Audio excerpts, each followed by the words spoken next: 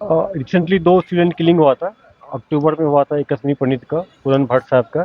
दूसरा हुआ था नेपाल के एक मजदूर का हुआ था, थापा साहब का।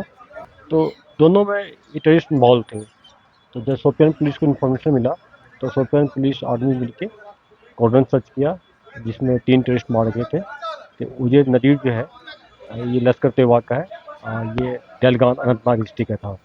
और दूसरा लतीफ़ लॉन जो है, शोपियान डिस्ट्रिक्ट का था। आप लोग को जैसा पता है कि हम लोग पहले ट्वीट भी किए थे, इस पर रिवार्ड भी घोषित किए थे, वही टेररिस्ट है। और दोनों मारा गया। उसके साथ एक और नया लड़का ज्वाइन किया था पिछले महीने, डाउन टाउन बारामूला, भी मारा गया है, हम्म, ककरू। तो अभी प्रेजेंटेशन क्या है? अभी कॉटन अफेयर, अभी कुछ एक्सपेक्टेशंस ये है पूरा शोपियां? सर्च हो गया। 3 टेररिस्ट मारे गए।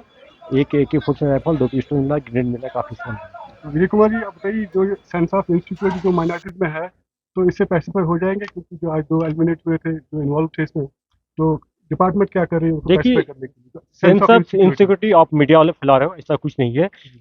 पिछले 3 साल में जितना भी सिविलियन किलिंग हुआ है, इंक्लूडिंग कश्मीर पंडित, सारे मॉड्यूल को या तो हम लोग पकड़ लिया या न्यूट्रलाइज कर दिए हैं। अभी तक में एक बच गया है, जिसमें आदिल वानी है, शोपियान का। उसको बहुत जल्दी हम लोग न्यूट्रलाइज कर देंगे।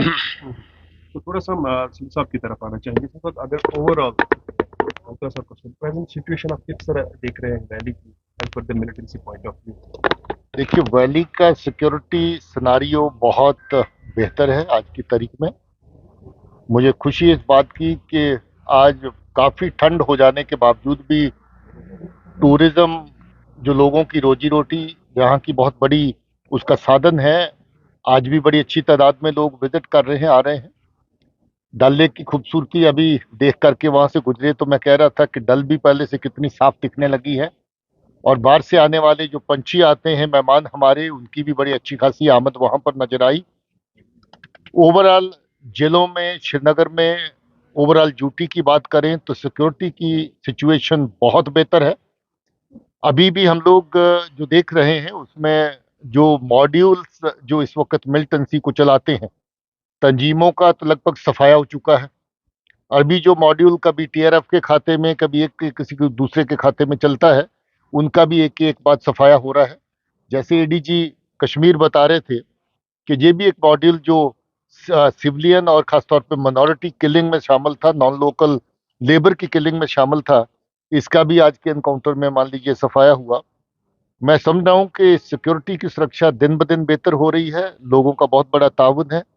इसके साथ आने वाले टाइम पे हम देख रहे हैं कि सिचुएशन 2-4 महीनों में और ज्यादा बेहतर होगी। तो ये जो पिछले कुछ हफ्तों से ये जो थर्ड नोटिस निकल रहे हैं माइग्रेंट्स के लिए, जो यहाँ पर काम कर रहे हैं एम्प्लॉयज है, अपनी जिम्मेदारी पे रहे हैं, TRF की तरफ से निकल रहा है, इस पे कुछ पुलिस की कार्रवाई हुई है? और साथ साथ में ये TRF बाकी पाकिस्तान से प्लान हो रहे हैं या किसी और किसी की साजिश? देखिए, ये एक टैक्टिस है दहशत गर्दी को किसी न किसी फॉर्म में लोगों के मनों में डर पैदा करके रखने की। ये पाकिस्तान से इस तरह की टैक्सेस के ऊपर अमल किया जा रहा है। ISI स्पॉन्सर्ड जो टेरर आउटफिट्स हैं, खासतौर पे TRF, जो माउथ पीस है टेरर का आज की तारीख में, टेरर किसी भी आउटफिट का हो, मगर एक माउथ पीस अगर उनको चाहिए तो TRF के खाते में या कश्मीर फाइट के खाते में मिलता है। ये लोगों को डराने में, और कश्मीर की जो पॉपुलेशन है, कश्मीर के जो लोग हैं, उनके मन में भी खौफ पैदा करने के लिए एक तरह का टैक्टिक है कि जहां पर बाहर से आने वाला ये ले गया, वो ले गया। कभी निहत्थे बेगुनाह को, बाहर वाले लेबरर को टारगेट करते हैं, कभी मिनॉरिटी को ये बता करके कि ये रिहेबिलिटेशन नहीं, ये सेटलमेंट की प्लान है, ये है प्लान है, वो प्लान है।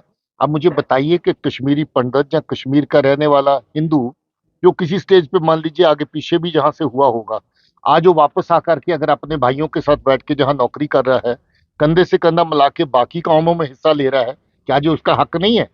क्या ये पाकिस्तान तय करेगा कि कौन जहां पर काम करेगा या कौन नहीं करेगा? ये तय लोगों को करना है, ये तय सरकार को करना है, सरकार तय कर चुकी है। लोगों ने मिलकर काम करना, किसी तरह का डर या खौफ लेकर के आगे बढ़ने की जरूरत नहीं। खाम खा में कई बार मीडिया चीजों को थोड़ा सा ज्यादा कर देता है। जैसे अभी कह रहे थे, इस तरह की अगर आप टोटल अगर देखेंगे सिविलियन किलिंग्स का सिलसिला 4-5 साल के अंदर, उसका ग्राफ बहुत नीचे आया है। टेररिस्ट किलिंग का अगर आप सिलसिला देखेंगे तो लगभग टेररिस्ट जो है वो खत्म हो रहे हैं। आज तादाद में पहले भी कह चुका हूं कि डबल डिजिट के अंदर सीमित होकर रह गई है लोकल की भी, और डबल डिजिट के अंदर सीमित हो गई है फॉरनर की भी। इन्फिल्ट्रेशन देखेंगे तो बहुत पहले से कम हो गई है।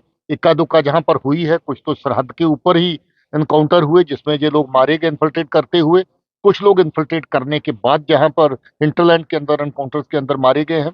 ऑपरेशन लगभग हर हफ्ते चल रहे हैं, कार्रवाई बराबर जारी है। मुझे लग रहा है कि आने वाले टाइम में जो छोटा मोटा इनका बचा खुचा एलिमेंट है उसका भी सफाया हो जाएगा। लोगों को डर और खौफ में रहने की जरूरत नहीं है। लोगों को पुलिस के साथ पूरा ताउन करने की जरूरत है। कहीं भी इस तरह की को दहशत की साजिश अगर बनती है, पनपती है, उसको खत्म करना पुलिस का और सिक्योरिटी फोर्सेस का काम है। इसमें खामखा में पैनिक में ना आना, ये लोगों को एडवाइस किया जाता है और मीडिया को अपील की जाती है कि इन इश्यूज को बहुत ज्यादा उभार के ऊपर नीचे करके बताने की जरूरत नहीं। Mr. Singh Manil, last today is the 20th of December and today midnight Jalai Kalan knocks the door of Kashmir Valley. किसी तरह की चेंजेस आ सकती है मिलिटेंटों के मूवमेंट्स में, क्योंकि मौसम का काफी इम्पैक्ट रहता है। देखिए, जब जब ठंड आती है तो दहशतगर्द जंगल छोड़ के घरों की तरफ आता है। तो जाहिर है कि जब जंगल छोड़ के, बाग बगीचा छोड़ के घरों की तरफ आता है तो चांसेस रहते हैं कि ज्यादा कहीं ना कहीं आमना सामना भी होता है। वैसे हम जंगल में जाने के लिए भी तैयार हैं और बाग बगीचों में जाने के लिए भी तैयार हैं। बर्फ हो, ठंड हो, उसका हमारी सेहत पे कोई असर नहीं पड़ता है। हमारी कार्रवाई बराबर जारी रहेगी। मगर अगर उनके टैक्टिक्स में कोई बदलाव आएगा तो हम लोग भी अपने टैक्टिक्स बराबर उसको जो है वो एडजस्ट करते रहते हैं, रिएडजस्ट करते रहते हैं। हमारी ये कोशिश है कि आवाम को बची कुची दहशतगर्दी, जिसने जहां पर लोगों का जीना हराम किया, जिन्होंने बच्चों की पढ़ाई खत्म कर दी लगभग, जिन्होंने नौजवानों के कैरियर छीन लिए, उस सारे माहौल को बदल करके अमन का माहौल जहां पर बने, इसलिए हमारे ऑपरेशन और हमारी कार्रवाई आवाम के हक में जारी रहे। Thank you very much.